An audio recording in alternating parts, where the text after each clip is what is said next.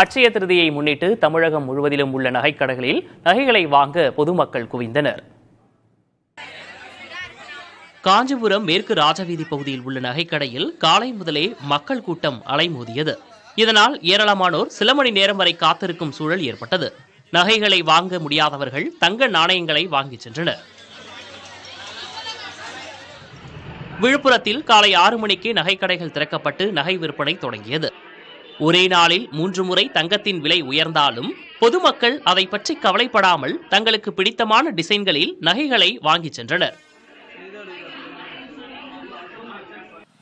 நாகை மாவட்டம் வேதாரண்யத்தில் நகை விற்பனையை ஊக்கப்படுத்த வாஷிங் மெஷின், ஏசி, மிக்சி போன்ற வீட்டு உபயோகப் பொருட்கள் குலுக்கல் முறையில் வழங்கப்படும் என பல நகைக்கடைகளில் அறிவிக்கப்பட்டன.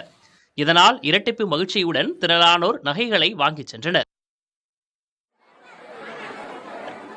அதேபோல் கோவை, விருத்தாசலம், கன்னியாகுமரி உள்ளிட்ட பல்வேறு பகுதிகளிலும் நகை விற்பனை அமோகமாக நடைபெற்றது.